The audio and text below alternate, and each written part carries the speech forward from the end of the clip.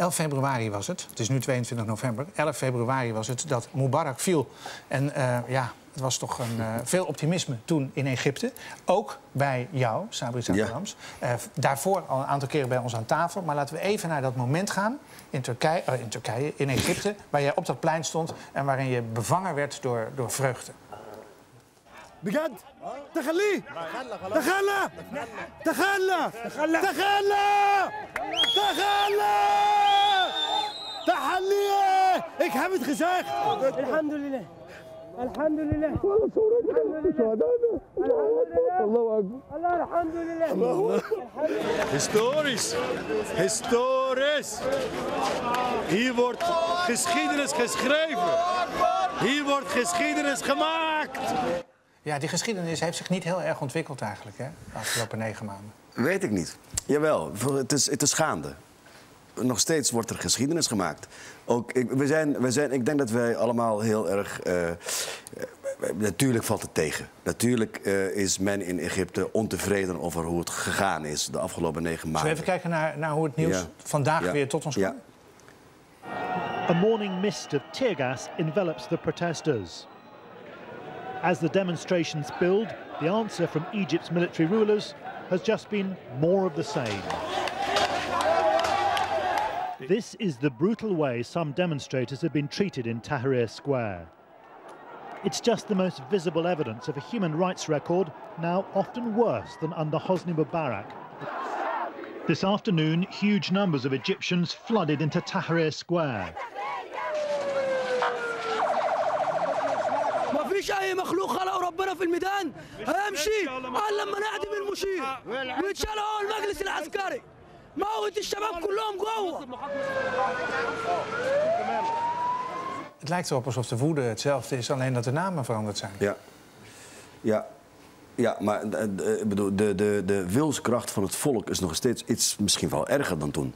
Het is onverminderd. Dus in die zin bedoel ik dat er geschiedenis... Het is gaande. Het is nog steeds, ook met alle ontevredenheid van dien... zichtbaar niet veranderd, situatie, wat in Egypte... Je denkt dat de wil van het volk zo sterk is... dat hij de macht van het leger zou kunnen breken? Ja, dat gaat gebeuren. Maar dat gaat ten koste van veel levens. Nu al. Ja, het is inderdaad tot nu toe 35 mensen. Inderdaad, ik heb gisteren een stukje in de NRC gelezen. Een jonge tandarts die afgestudeerd was en een prachtige toekomst tegemoet had.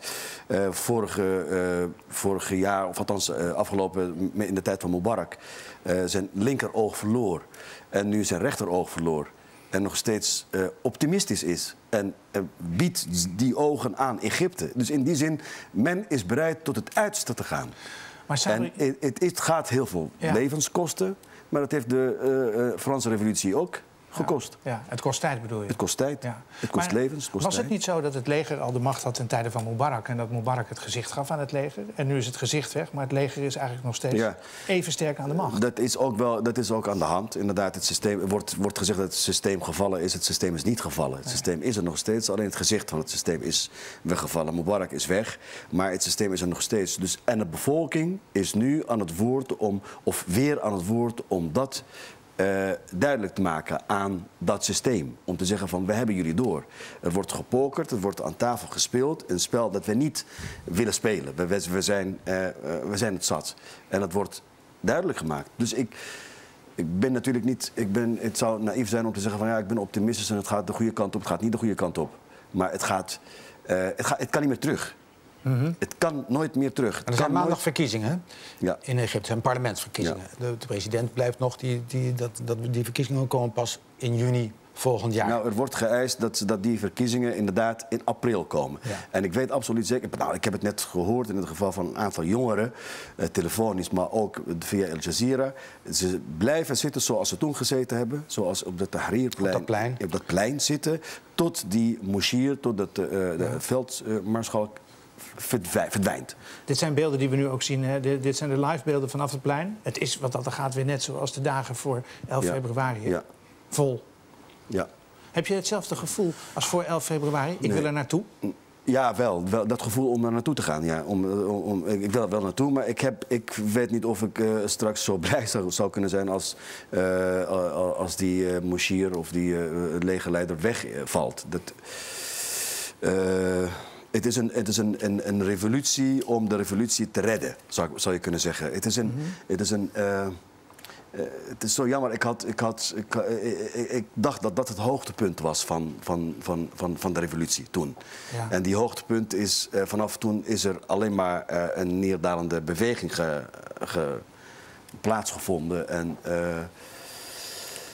Maar het is...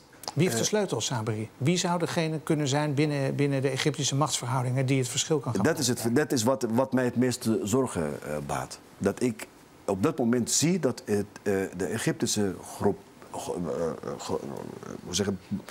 groeperingen of politieke bewegingen in verwarring zijn. Dus aan de ene kant, als er nu morgen verkiezingen gehouden worden, dan gaat de Islamitische Partij winnen. Ik ben er niet zo bang voor dat dat gebeurt, want het gaat gebeuren en het betekent niet meteen dat Egypte een fundamentalistisch land wordt, want ze kijken naar Turkije, inderdaad, het Turks model, en willen dat Turks model hebben. En als dat lukt, dan is het alleen maar goed en ideaal en fijn, want het is een islamitisch land. Ja. Maar Turkije is ook steeds islamitischer geworden natuurlijk de afgelopen jaren. Maar ze hebben wel een goede middenweg gevonden. Vind ik. Ja, het is absoluut in balans. Zowel de democratie als het geloven en de vrijheid van de scheiding van geloof en het parlement. Dus het is en het wordt steeds beter. Aardig in balans. Ja. En het wordt beter. En Turkije is op dit moment 7 keer groter in de economie dan Nederland. Dus het is nee, dat het economisch goed gaat in Turkije wordt geloof ik niet betwist. Maar er zijn toch heel veel mensen die betwisten of het echt goed gaat in Turkije nu. Koerden bijvoorbeeld denken er heel anders over. Maar die angst is er. Maar ik heb zelf 6 maanden in de Islamitische Partij gezeten in het bestuur. Puur om te kijken of er inderdaad een dubbele agenda was. Om te kijken of de angst gegrond was. En tenzij iedereen een rol heeft gespeeld voor mij... ik kreeg niet de indruk dat er een dubbele agenda is... of een sharia-opkomst of een tweede Iran. Die indruk had ik absoluut niet. Ik zou bijvoorbeeld... Natuurlijk, als ik morgen zou stemmen... want ik mag als Egyptenaar in het buitenland ook stemmen... dan zou ik heel graag willen stemmen op een jongere partij van de revolutie. Maar die zijn niet goed georganiseerd. Jij bent de acteur en je bent ook filmmaker. Je bent regisseur, theatermaker. Ja, je hebt een prachtige voorstelling bijvoorbeeld deze zomer gemaakt op Oerol. Die zou je graag in Egypte willen maken. Ja. Denk je dat er volgend jaar van gaat komen? Of zijn we dan te snel? Ja, we zijn te snel. Ja, helaas. Ik had het in april gepland. Dat gaat niet gebeuren? Dat gaat niet gebeuren. Nee, ik zie het niet gebeuren. Ik zie niet dat men wacht er ook niet. We zitten niet hier op te wachten op een Oedipus verhaal in Egypte bij de piramides. Dat besef ik heel goed. Dat niet gaat gebeuren. Maar, misschien wil je toch wel gaan kijken wat daar gaat. Ik ga, inshallah moet ik dan erbij zeggen. Ik ga in december om te kijken wat er mogelijk is. Ja. Ik ga om te kijken wat er mogelijk is om toch iets te doen. Iets terug te geven aan Egypte. Heb je eigenlijk een Egyptische vrouw of een Nederlandse vrouw? Zomaar een tussendoor vraagje. Nee, het is een essentiële vraag in mijn leven. Nee, ik heb altijd gezegd, Egypte is mijn moeder en Nederland is mijn vrouw. Ik ben getrouwd met Nederland. Dus ik heb een Nederlandse vrouw.